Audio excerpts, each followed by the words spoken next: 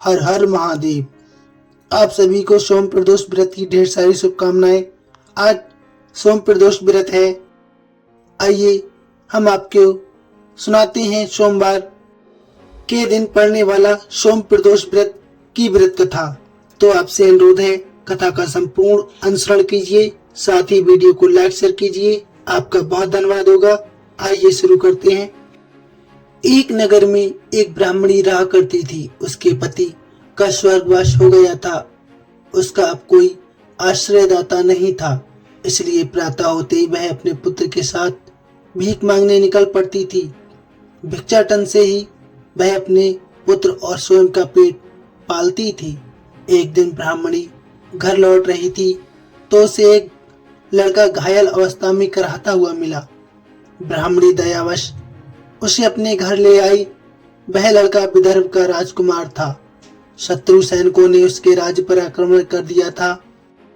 उसके पिता और उसके राज्य के लोगों पर उसका नियंत्रण हो गया था, इसलिए वह मारा मारा फिर रहा था। राजकुमार ब्राह्मण पुत्र के साथ ब्राह्मणी के घर रहने लगा। एक दिन अंशुमती नामक एक गंधर्व कन्या ने राजकुमार को देखा और उस पर मोहित हो गई। अगले दिन अंशुमती अपने माता पिता को राजकुमार से मिलाने ले आई। उन्हें भी राजकुमार भा गया।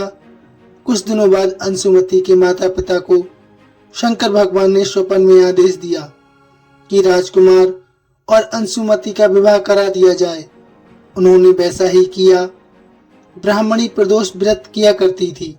उसके व्रत के प्रभाव और गंधर्वराज की सेना की सहायता से राजकुमार ने विदर्भ से शत्रुओं को खदेड़ दिया और पिता के राज को पुनः प्राप्त कर लिया और वह आनंद पूर्वक रहने लगे।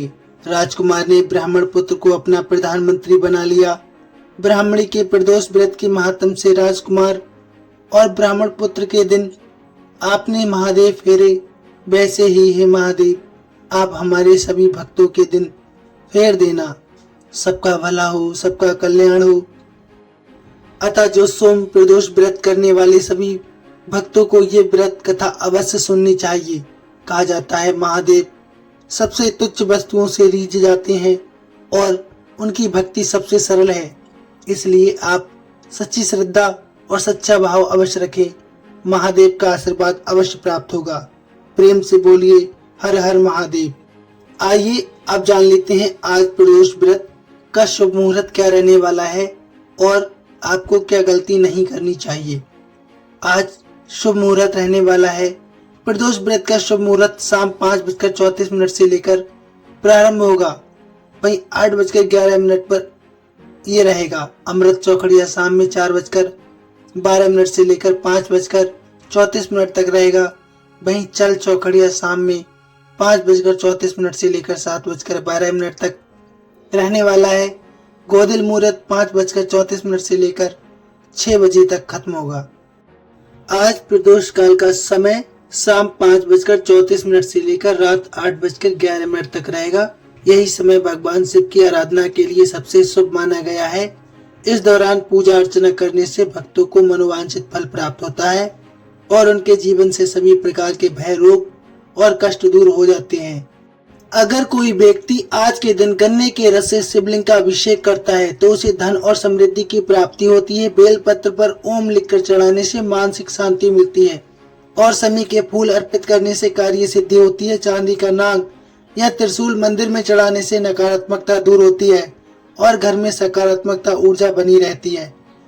आज आपको कौन सा मंत्र बोलना चाहिए?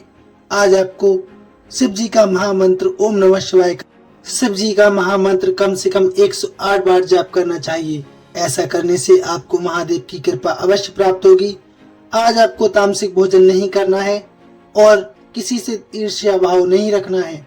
सबसे सच्चे मन से और सच्ची श्रद्धा के साथ व्यवहार करना है, जिससे महादेव आप पर बहुत शीघ्र प्रसन्न हो और आपका कल्याण करें। आपको जानकारी कैसी लगी प्लीज कमेंट में अवश्य बताइए। यदि आप महादेव के सच्चे भक्त हैं तो कमेंट में अवश्य लिखिए हर हर महादेव। धन्यवाद।